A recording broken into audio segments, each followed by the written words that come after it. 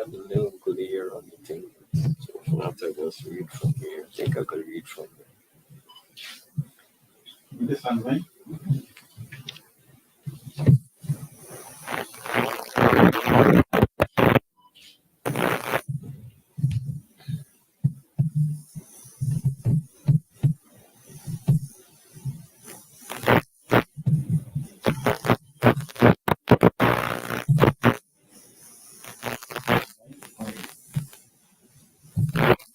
Welcome to the Office of the Leader of the Opposition press conference for September 8, 2023. Let me introduce my panel. From the right, there is none other than Member of Parliament, Mr. Sherwin Holder. To his right, the Leader of the Opposition and Leader of the People's National Congress Reform, Mr. Aubrey Norton, Member of Parliament. And to his right, Mr. Elson Lowe, Economist. Welcome. Today's press statement will be read in two parts, and Mr. Sherwin Holder, Member of Parliament, will begin.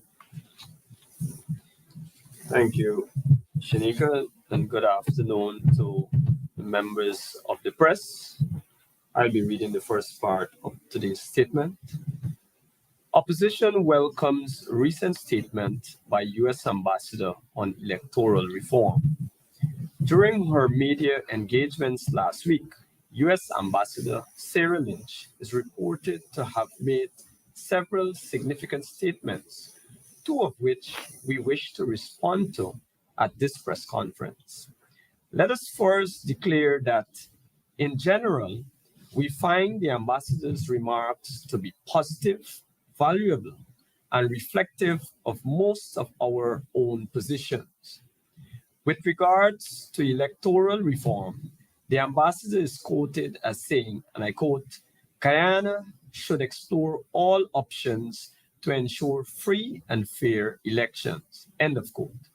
She reportedly added that as some electoral reforms would take time to implement, it would be best to start making changes now and not wait until the last minute.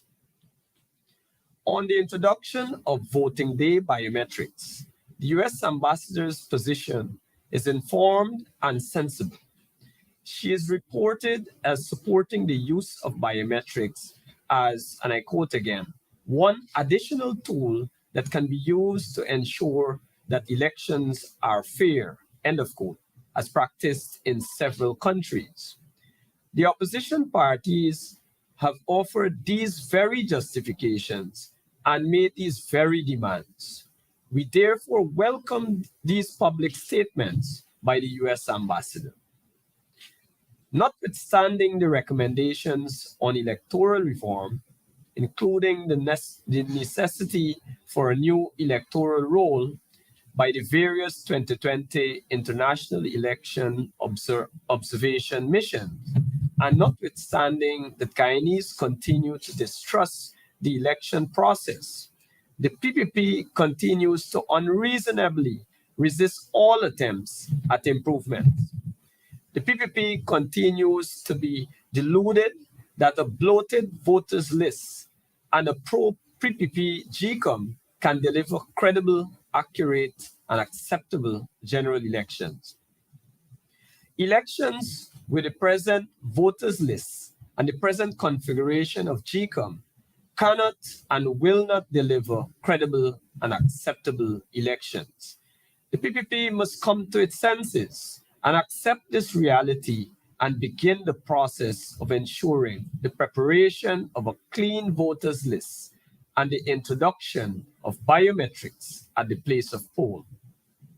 Let us also restate our readiness to discuss and facilitate all the required constitutional and statutory requirements to reach these outcomes. With regards to the U.S. ambassador's remarks on the need for regular government opposition engagements and the U.S. government's readiness to act as a good broker, let us state here as follows. We entertain no hope that such engagements at any level would deliver benefits given the PPP's obsession with seeking total one-party domination and control. While many look to the president, leader of the opposition summits as the only mechanism for engagement, several other forums exist for inter-party discussion and agreement, such as the National Assembly, regional and local government councils, state boards and commissions, and joint forces. The PPP has shown absolutely no interest in such forums. Instead, it has continuously sought to sideline and undermine their existence and activities. The PPP chaired Parliamentary Sectoral Committee on Natural Resources, for example, has never met during this parliament. Opposition members have not been appointed to state boards and commissions. Opposition-led local councils are being bypassed and mistreated. The list goes on. Furthermore, government opposition engagements would bear no fruit, also because of the PPP's obsession with secrecy and disdain for transparency. Meaningful dialogue requires that the opposition have access to many of the documents and information VPP hides from the Guyanese people. For example, the financial and other aspects of the gas to energy project are cloaked in secrecy. Excuse me. Likewise, the government does not share SO's cost recovery statements and its expenditure forecasts for exploration, development, and production. How can there be serious engagement when the government does not have an interest in transparency and accountability? However, for the record, let us be crystal clear. We stand ready to engage the government in good faith talks on needed electoral reforms in time for 2025 general elections. Thank you. Thank you. The next half of the statement will be read by Mr. Elson Lloyd. Thank you very much. Jagdeo's recent statement on cash grants further confirms the PUP's heartless attitude towards poor and struggling families. At the recent National Tushhouse Conference, Vice President Baron Jagdeo announced with immense pride that the PUP government will increase old age pensions and the school children cash grant by $7,000 and $10,000 respectively by 2025. This announcement completely exposes to the entire nation the PUP's contempt for the lower classes and its indifference towards lifting their living standards. These cash grants will not impact the high cost of living and the high level of poverty in Guyana. The proposed increases are contemptible, even if granted tomorrow, let alone by 2025. They are totally inadequate to improve the standard of living of any Guyanese family. Worse, Jagdeo's stingy promise is made even more meaningless when one considers that the rising cost of living will eat up much of the paltry increases. But this is the pittance the PUP government is promising the Guyanese lower classes over the next 2 years. Despite billions of dollars in oil wealth, tens of thousands of families will continue to live below the poverty line if the PUP remains in office. Moreover, the number of middle-class households will stagnate or shrink, while PUP cronies will continue to roll in riches. Clearly, the PPP is comfortable serving its elite, families, friends, and favorites. This is the PPP's approach to development. On behalf of the Guyanese people, we in the opposition reject this. Under a coalition government, Guyana can and will do better. In contrast to the PPP, we will ensure every Guyanese household is guaranteed a minimum livable income. No matter where in Guyana you live, or the size of your household, or its composition by age, the next coalition government will ensure every household lives well above the poverty line and enjoys economic security and prosperity. A coalition government will ensure that all households live safely above the MLI through policies that create good paying jobs, increase wages, salaries, and pensions, abolish personal income tax for low level jobs, reduce the cost of living, provide targeted cash grants, such as for childcare allowance, provide subsidies and waivers, such as for utility payments, provide nutrition support for families, inclusive of a 2 hot meals a day school feeding program, provide rent assistance, provide grants and soft loans for small businesses, provide opportunities for Guyanese to invest and achieve financial self empowerment. Our approach is to improve the quality of life of the Guyanese people. Our measures will not be stingy, one off, and sporadic as currently is the case under the PUP. Our approach will be based on the principle that Guyana's oil wealth belongs to all Guyanese, and they must enjoy a higher quality of life. Guaranteeing livable incomes to all households is therefore the moral obligation, one, of any proper government, two, the human right of citizens to a high quality of life, and three, an investment in improving human resources for national economic growth and development. Thank you. At this time, I will take questions on the press statement, and as is customary, you do so by the raise of hands. And please identify your media houses.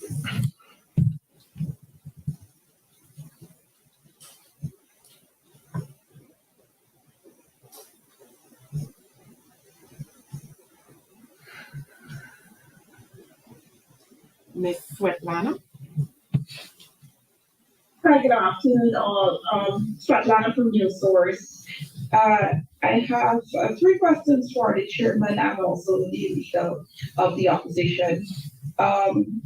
First of all, the chairman of GCOM in the past would have indicated that in order for there to be a new registered registrants, and that affects the voters list, there must be constitutional reform. Do you think that there's sufficient time to facilitate the reform process ahead of the 2025 elections to effect those changes that the opposition has been calling for? Secondly, the chairman spoke about the US and talks between the government and the opposition. Is the opposition prepared to have the US for talks between the two sides? And is the opposition leader prepared to sit down and meet with the president and even shake his hands? Because from time to time, we hear the president saying that the opposition leader would have refused to shake his hands. Has the cost of the opposition leader changed since that last, I think it was 2 August ago? First of all, let me say at the outset that it doesn't demand constitutional reform. It demands amendment to the laws. And we have said we are prepared to amend the laws to ensure that we can have a clean voters list and biometrics. To say it demands constitutional reform is not totally true. That's the first thing. As it relates to the president and shake hands, I don't know why the president is obsessed with handshaking. When the issue of me not shaking the president hand occurred, I did indicate at the time was because of the level of oppression he was meeting out of a support base, and that I will not shake the hands of the oppressors. If the president wanted to be honest, he will say to you that we met after that at the Seventh-day Adventist program. And I thought at that time that it was a good church program that brought us together. And the president came to me to shake hands, and I shook his hands. And however, it seems not in his interest to provide those photographs, etc. But anyone who was at that function for the 7 Days Adventist Church will know that I shook his hands. And I did shake his hands because he ended the oppression. I shook his hands because at the time, I thought the forum was a forum that sought to bring us together, and it was the right thing to do. So I considered disingenuous when the president is still ranting and raving about a shake hand. Now, we are in a society in which we see the need to engage, but engagement must be clearly thought out. And all the noise the president is making, I don't know that the president has the power of that party. The person that clearly has the power is Barry Jack Dio. And shaking his hands, I don't think will give him the authority to engage with some amount of power. So for me, it's just grandstanding. But I offer you the information. The president has it because his photographers took it out the day at the Seventh-day Adventist Church. I think it was on Church Street. And so I don't know what noise he is making. And there are more critical matters to be addressed in Guyana than his handshake. I noticed Barra Jack Deo put a different condition. He is saying that something about rigged elections. He has no moral right to speak about anything. This is a man that asked for a recount. The recount was granted. And in the recount, we saw what was done by the People's Progressive Party on the East Coast and in other places. All of this information was placed on an evaluation sheet. It was also placed in petition, one of the petitions, I don't know if it's 99 or 88, as evidence of malpractices on the part of the PPP. For whatever reason, one of them were thrown out. Well, I know the reason, the thing about signature. But the reality is, the recount showed that the PPP was involved in irregularities in the last election. I saw Vincent Alexander outline the various cases coming from 1961 way up. And so I wouldn't take Barra Jack Deo seriously. He knows full well he comes from a political party that is involved in irregularity. And the attempt to put the PNC as if it is the party without democracy, I like reminding them that Irfan Ali became the presidential candidate by 35 people voting for him.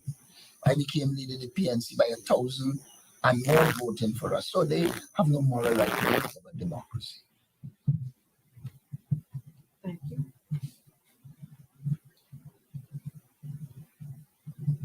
Mr. Sherban? Yes, good afternoon, Mr. Norton. Sir, notwithstanding all that you've just said in relation to the whole idea of talks between the opposition and the government, why not, in the interest of the larger national good, write the president and formally request discussions and to take it from there? One of the last letters I received from the president, when I want to remind you that I thought a way to advance the appointment of the chancellor and chief justice for the judiciary. And so I took the initiative to say to the president in writing that the AP and UAFC is disposed to the two being appointed, and therefore they should not be a problem. The president's response was arrogant.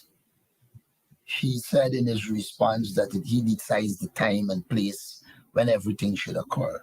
I don't see the need for me to be writing the president on these matters when the president has exuded an arrogance that suggests that he's not perpetuously disposed to any initiative outside of what they think.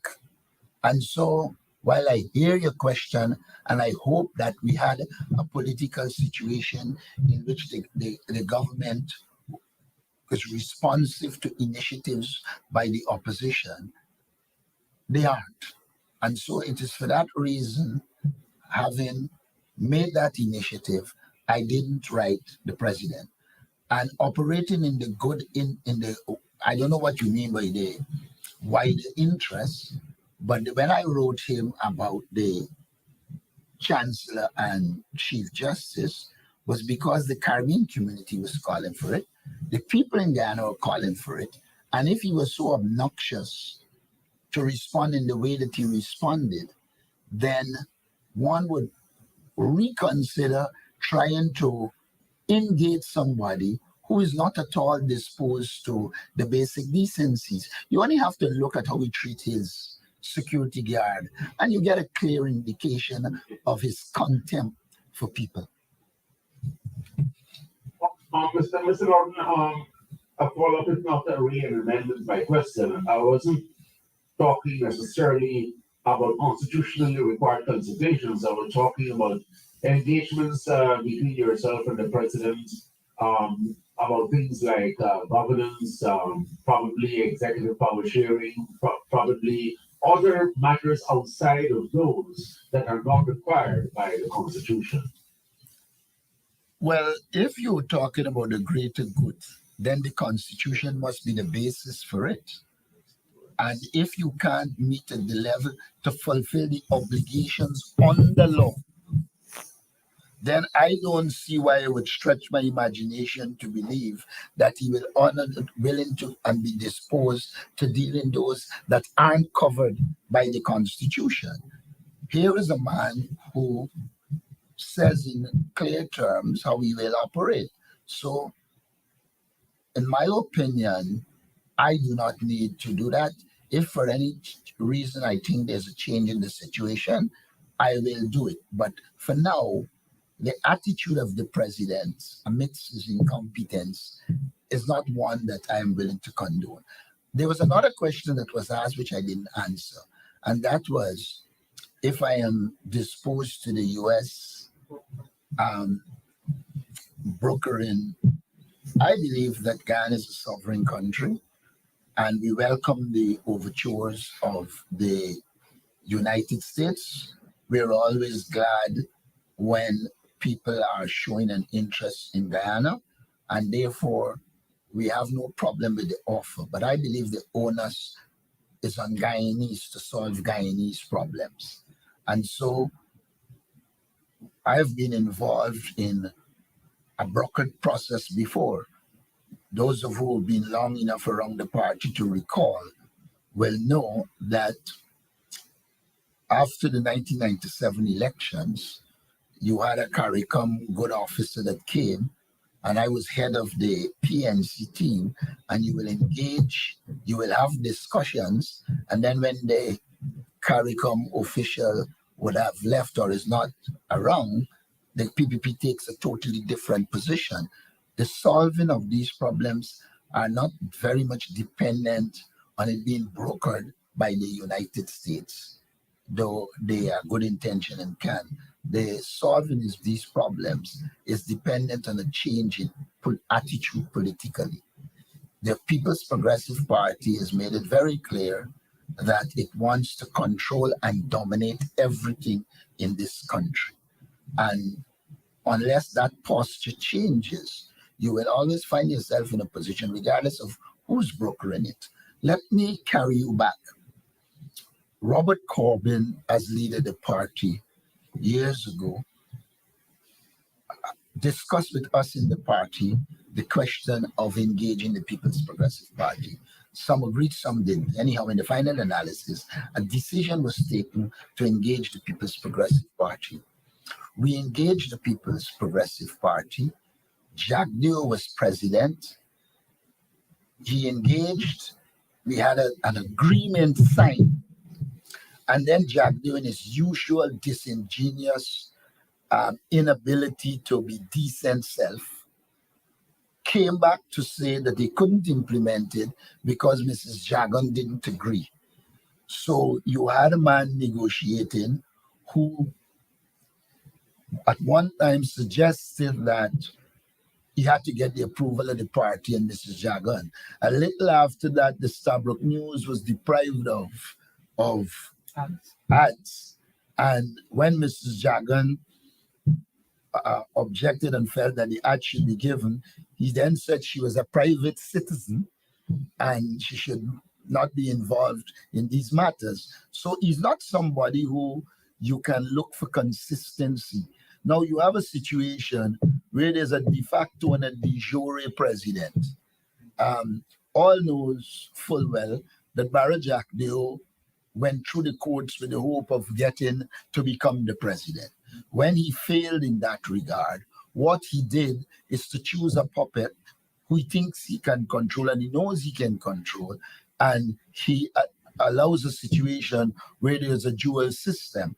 One has to still worry if talking to Irfan Ali makes sense, because if when you finish talking, Barra Jacques Deo doesn't agree, then you will have no movement. And so the PPP also has to solve the problem of where the power lies. If you're going to negotiate with them in government, is it the president that has the power to negotiate, or it is the all present, omniscient, and omnipotent, at least by his belief, Barra Jacques Deo? Those are not conditions that are conducive to engaging in proper, meaningful discussion. I also want to say that the Constitution stipulates what meaningful discussion meant. And at no stage, since I'm involved in engaging the president, did the government seek to live by the Constitution, including putting in writing as stated by the law. And what in essence happened is that the matter went to court. And I think it was the Chief Justice who ruled that there were meaningful consultation, even though it didn't meet the standard of the Constitution. Thank you.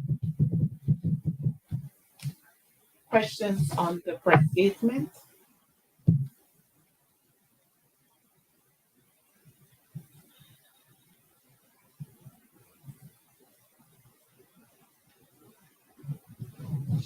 All right. A follow-up, please, and an earlier question. Mr. Norton, you did kind of refer to what Mr. Jaglu, I think, said up to yesterday about conditions for talking and so on.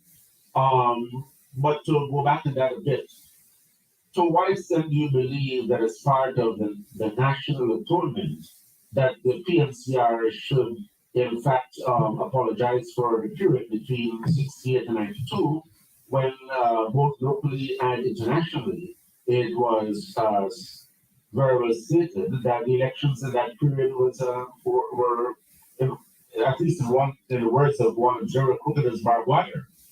In the international and local scene, in the period you're talking about, they said Burnham was the fifth richest black man in the world, and until today they can't provide evidence for it.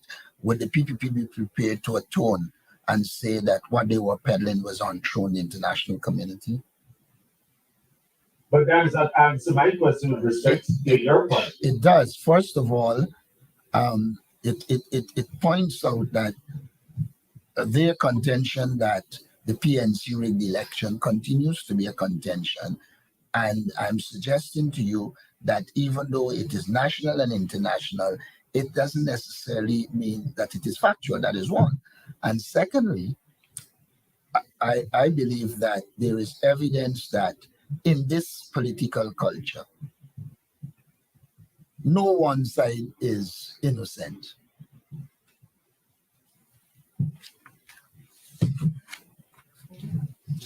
So then, what is it then? The PNCR never win the elections between 68 and 92? Not to my knowledge. I, Could I ask a question, or I'm not permitted? Because I would have asked. You're not permitted to have the reporter's question. Well, permit me to make a comment. The comment I want to make is that the first 2 times in the history of this country, I know that ballot boxes were opened and with an attempt to verify election results. The first was in 1997. And when those boxes were opened, I want to remind you that the Caribbean team that opened those boxes produced a report. And in that report, they said 70,000 votes were unaccounted for. I recall as General Secretary of the party, I went to a press conference and raised it. What happened next is the CARICOM team sent an addendum saying that it was catered for. Nothing else. First thing. The second time they were open was the 2020 elections. Before the eyes of all Guyanese online, we saw evidence of PPP rigging. I heard no need for an apology, etc. In the recent local government elections, you had a situation where Jadno himself accepted that illegalities were involved. Across the country, they had forged the signatures of people and no talk about rigging, etc. Let me remind you that they stole the seat of the AFC in 2006. 2006. Let me also remind you that they were attempting to declare themselves winners in 2015 when Vincent Alexander stood up and was able to establish it. Now, this is evidence of malpractice and rigging. Those are the people that should be apologizing, where the evidence is in the public domain that X, Y, and Z happened. Not because political parties say this was occurring and that was occurring. The facts are before you. thank you. I see the hand of Mr. King. Could you state your media house as well? Good afternoon. Thank you. Could you please tell me if you can hear me clearly before I continue? Yes, we're hearing you clearly. Okay, I'm Timon King with File Now, and I have 2 questions about comments made in the prepared statements. Mr. Holder, you said that the government is keeping certain details about the financial and other aspects of the gas to energy project secret. Could you discuss what specific details are being kept in the dark about that you're curious about? Well, there are a number of things there. For example, the costs for the gas. We don't know that. We've asked several times in the parliament and out of parliament. We've requested that information is not forthcoming. If you would recall that the Prime Minister, I think it was 2 or 3 parliaments ago, said that the information will be coming in some subsequent report. So we're still awaiting those reports at the parliamentary level. Issues surrounding the feasibility studies of the project they're still sketchy there. In fact, no real information is out there on the feasibility of the project. The cost, we would have seen the cost started, I think it's $200 or $300 million, and then went up all the way to close to $1 billion. And information again there is lacking. So there are a number of areas there that the public and the opposition is in the dark with, and that is why we mentioned it there. Just to build on Okay. that, the cost of capital, the return, or at least what Guyana is being charged regarding the pipeline. Also, there's, and I believe Sherwin was alluding to this, the selection of the site. What exactly was the study that was done to select that particular site? We have previously demonstrated that the site, first of all, was not identified as the ideal site for the pipeline to be landed ashore, and second of all, that that site has resulted in a much longer pipeline, which is one of the reasons that the pipeline costs perhaps as much as 600 million US more than it otherwise would have cost. At the very least, we've previously established between 100 and 120 million US of additional costs just because the pipeline is longer. So those are the types of questions that need to be answered.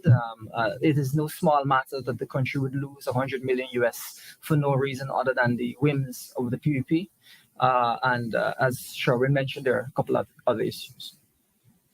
Thank you. Okay, so when you say feasibility of the project, what specifically about the feasibility? Because that could speak to environmental feasibility, financial feasibility. Yeah. What about the feasibility of this project? Yeah. So what shaky? we want to ensure is clearly understood in the public size, and we've called for an updated feasibility study because of this. Feasibility study is not just to check whether or not it is possible to do a project, but to check to see what the options are and what the best option is. The initial study, which is an energy narrative study, highlighted a different site, the Clonbrook site, highlighted the costs and highlighted why it was the best site. Now we want to know, and I believe the public should really be, this information should be made public, how exactly the whale site, which is not an ideal site, was not highlighted as the ideal site by that feasibility study, was selected. Because the selection of that site has resulted in an increase in costs. You may recall, Sherwin has pointed to it. We saw $300 million, I think $400 million. Those are some of the early costs for the pipeline. And we've seen that cost balloon to be around $1 billion. And of course, it varies a little bit from time to time. The point being, an updated feasibility study is to help the Guyanese public to understand and feel comfortable with an increase of $600 million in US of costs, but also so that we understand what exactly is the reason that this whale site was chosen.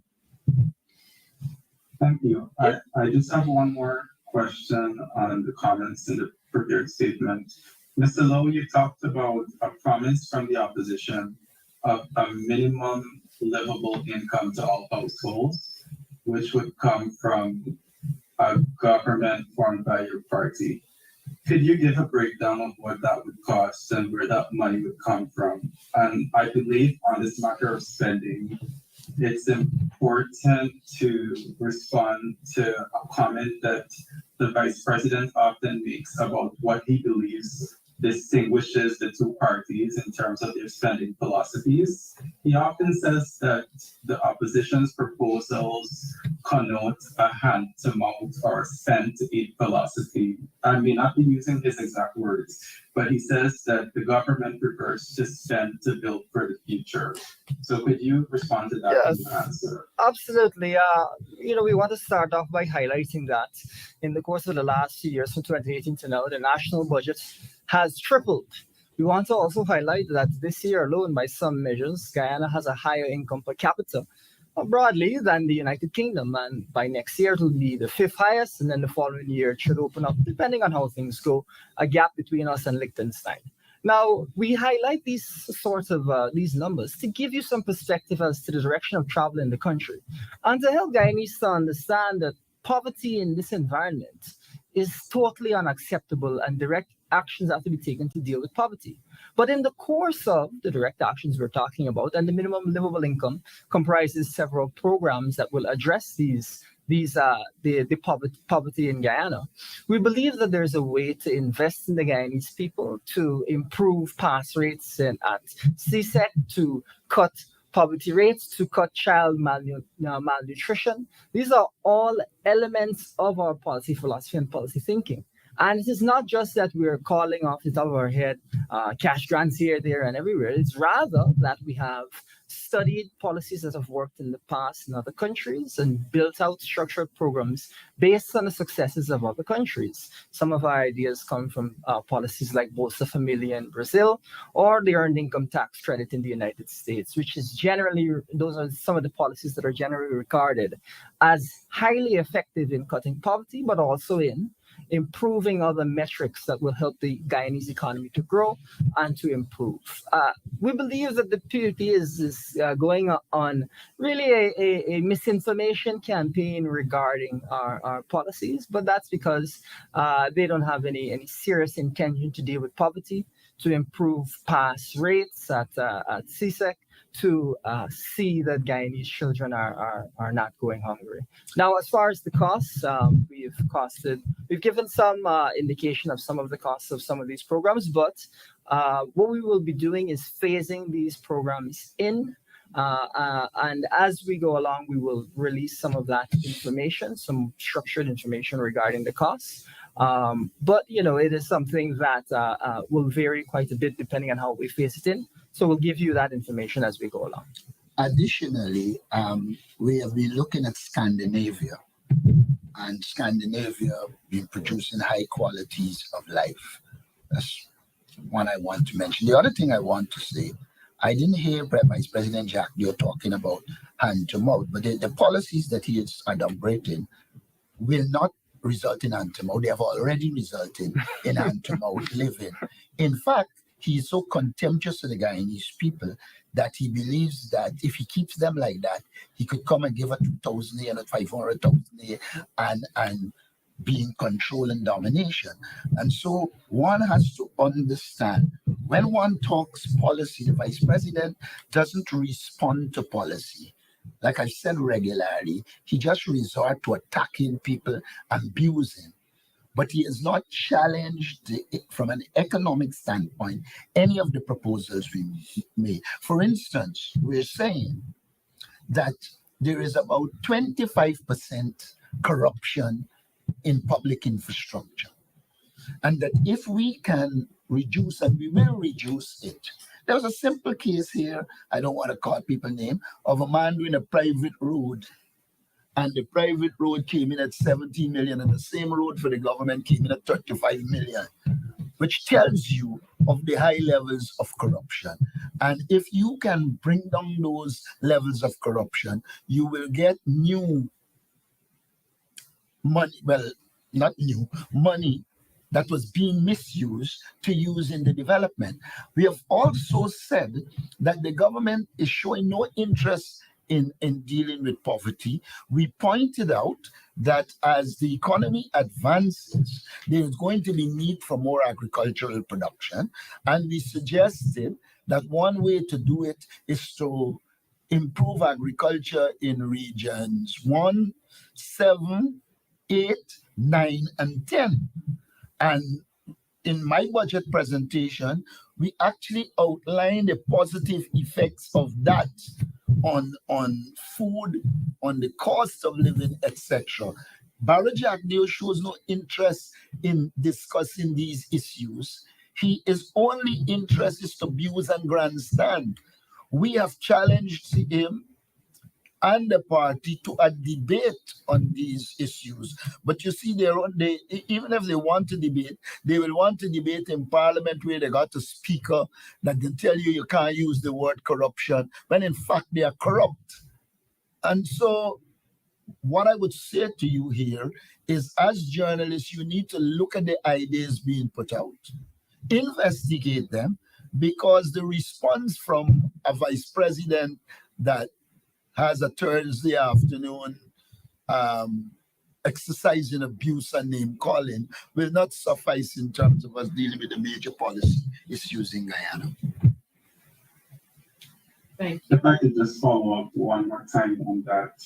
No. Maybe it's because I didn't use the words that the vice president used, but I wanted to get an understanding of, okay, so the Inter-American Development Bank discussed this issue too in a report in which it gave advice to Guyana. And it said that when a country gets a huge windfall from their wealth in having a resource, and that's oil in our case, is that they may be tempted to fall prey to populist calls for things like a minimum livable income and such things. I gave the example of Trinidad and Tobago, that between 1999 and 2017, it used a considerable portion of its resource windfall for transfers and subsidies to lessen the burden on the population, which is what you're talking about too, using your wealth to decrease the cost of living. But the Inter-American Development Bank advised against falling prey to certain populist narratives like this that would cause a country to waste its windfall revenues. What do you say to that? I would say a number of things to it. One, this is not a case of wasting windfall. In fact, it is saving it. That we have so high level of corruption, it's a waste of resources. Secondly, we're not making these recommendations in isolation from the development of production. The point we just made about agriculture suggests that the resources will go to the development of agriculture. It will impact the cost of living. It will impact our people, but at the same time, it will put agriculture on a sustainable course. So it has to go side by side with the diversification of the economy and ensuring that oil apart, the economy develops the capacity to give that high standard of living to the people. One of the flaws, I think, of some of the reports is that they don't contextualize. And it is not done against a program that was suggested.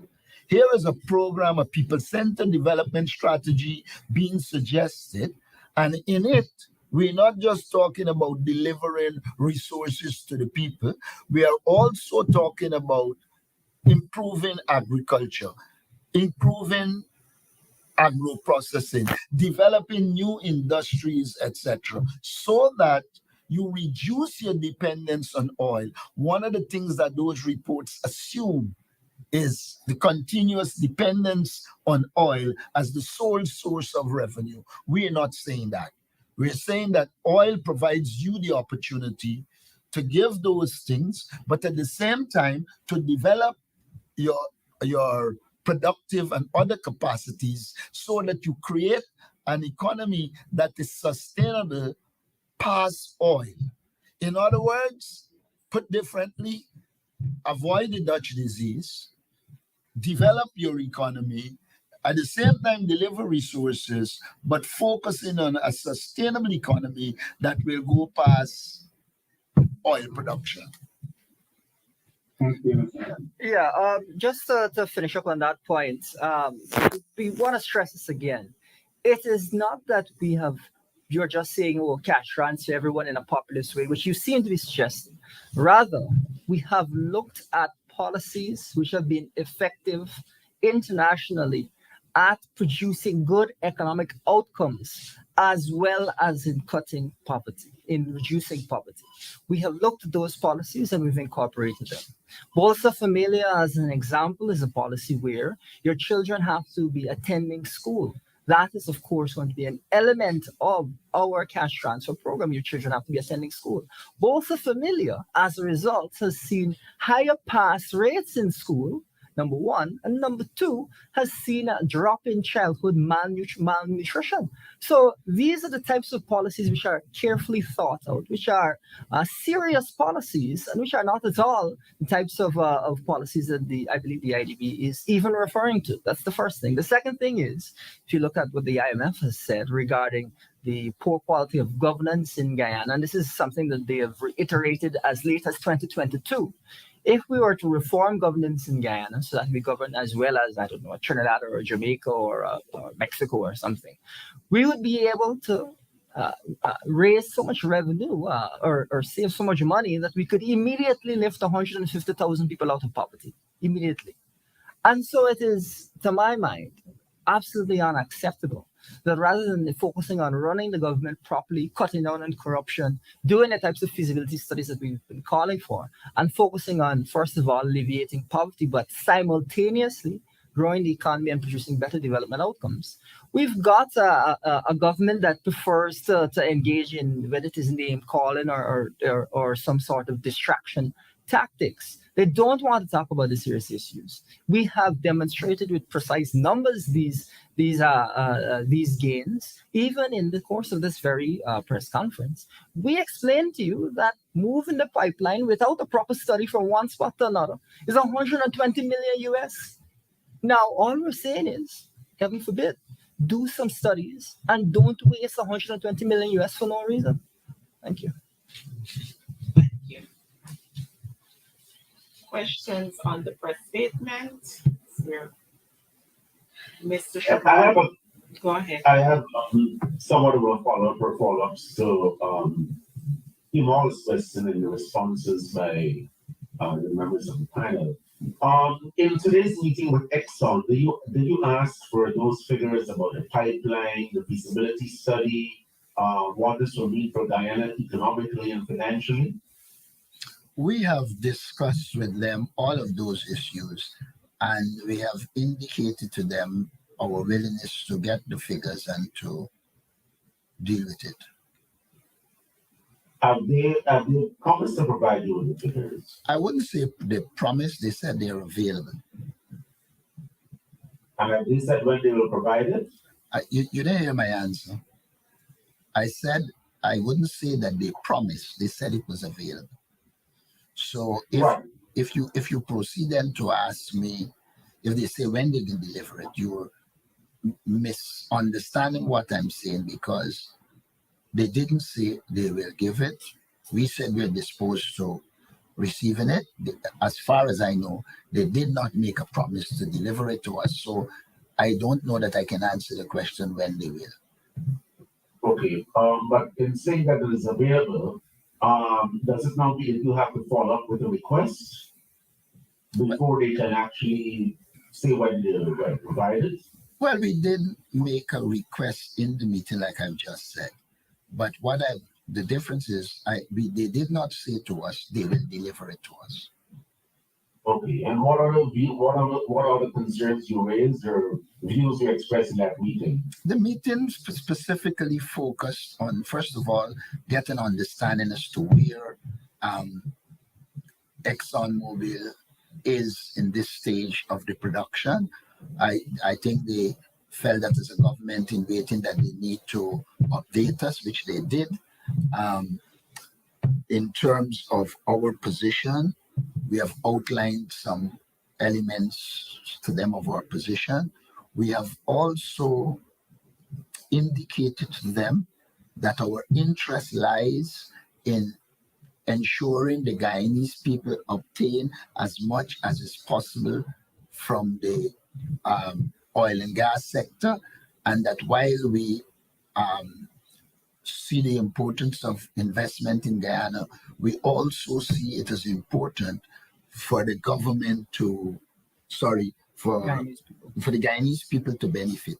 We also give to them an indication of how we think the government, the ExxonMobil can contribute to human resource development in Guyana that serves, because we made it very clear that human resource development is critical.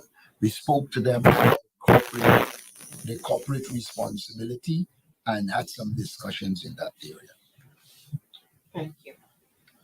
Mr. Norton, did you specifically indicate to them that there are opportunities in the current contract that can allow a coalition-led administration under your presidency to exploit those so that Guyanese can benefit more? From the first meeting I had with Exxon, I recall pointing out to them that there was the existence of that clause, and I've continuously said that from then until now.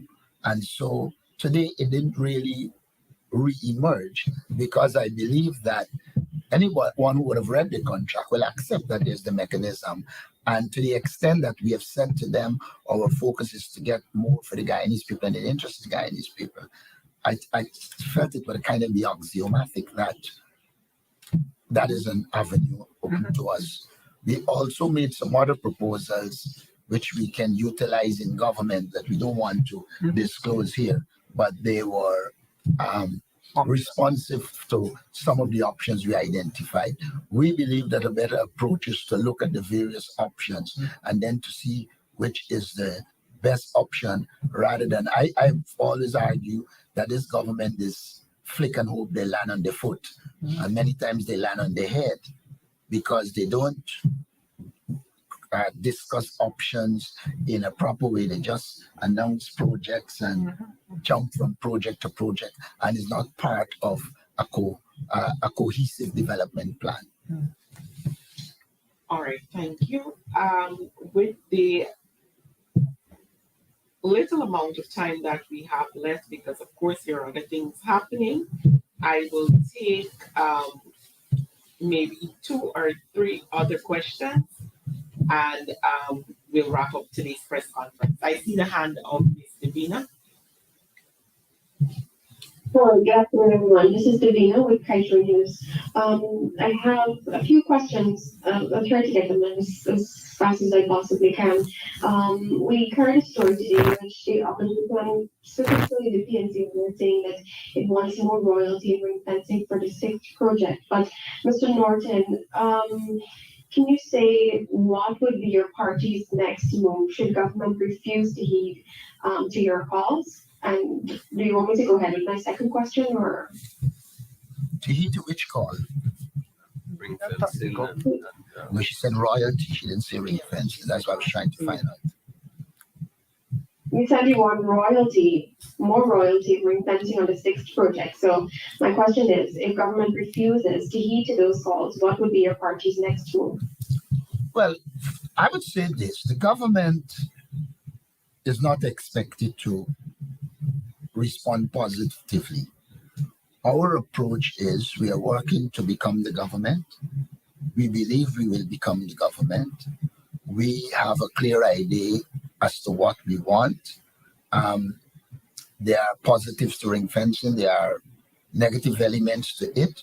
We will analyze each case by case and make decisions that are in the interest of the people of Guyana. Thank you, sir. Secondly, from me, as a new producer to oil and gas, Guyana has been advised by several independent experts, as well as organizations on the management of this sector, to sort of avoid exploitation by foreign companies. Government, however, has been reluctant to heed the advice of Commonwealth, for instance, when it comes to a number of recommendations. Given that Guyana is still in the infancy stage of the petroleum sector, what do you think can become of the nation if it continues to ignore the advice of these experts? First of all, the expertise, the advice that is given should be listened to. But it is the responsibility of the government and the people of Guyana to ensure policies and programs that are put in place to not result in that kind of exploitation. A lot of the positions that have been averred are positions based on the view that companies come for profits, which is true, and that in pursuing profits, your people are exploited. It is our task, therefore, to look at the laws, one, and ensure that there are laws that reduce that. Secondly, we have got to, as we approach this question, mobilize, educate our people first of all, because if people aren't educated, they could misunderstand and end up down any road. So we will have a program to educate people on the reality of the oil and gas sector. It is very important that we increase our competency. I have long argued that if you have to audit, even if you change the contract and you don't have the capacity to audit, Same or worse. you will still be wrong. So it is not, one of the problems I have with how some of these things are dealt with, they are dealt with it as if they are one-dimensional.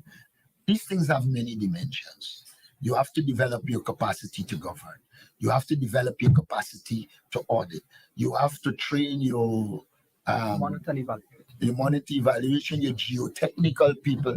Right now, as it stands, as I understand it, if Exxon tells us anything geotechnically, we lack the capacity to deal with it. So to me, moving on, we will have to find ways and means of engage while we train, engage those geotechnical skills so we are in a better position to analyze it and make decisions for ourselves. One of the things that must be admitted as we move forward is that these companies have years of experience in what they are doing.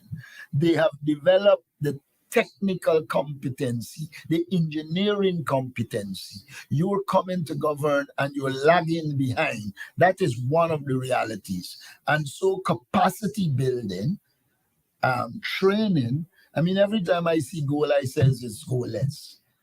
I would have very much liked to see us talking about training of people in geotechnical engineering, training of people in the relevant skills to develop our capacity to manage effectively the sector and not to do what the government is doing, just accept whatever and keep moving on. In dealing with multinational corporations, you always start at a disadvantage and you have to gradually develop your capabilities and also use some of the resources at your disposal to engage those resources from international competent and private bodies to help you. And even that is risky in this world. So let's not make it some one-dimensional, simplistic thing. It's a complex thing in which we have to deal with the human resource element, the technical element, the consciousness or absence of it, of the Guyanese people. Right now, anybody can jump on the television and utter statements and people believe them. But when it meets the level now where you have to do the analysis and provide the data to confirm what you're saying is true, it's another ball game altogether. And when you're governing, you have got to be serious about the data at your disposal, the options available to you, your technical competence in terms of implementing whatever decisions you make, you're negotiating at the international level to create the environment that is conducive to what you want to do. For instance, in the parliament, when I debated the budget, I argued that the foreign ministry is lost when it comes to the oil and gas sector, because it is doing nothing to develop a foreign policy dimension that will work to facilitate us as an oil producing country developing in this complex international arena.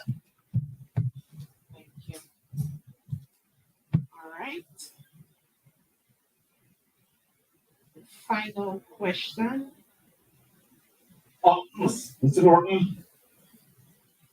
Go ahead. Sir, in light of the fact that your party has not held its general council for just over a year, to what extent would a Norton-led presidency of Ghana not become wanting in a violation of the national constitution? First of all, there's really no violation of our party constitution in the sense that the party constitution provides for general council, but in that constitution it also says in cases where the general council is not convened, the party's central executive shall perform the functions.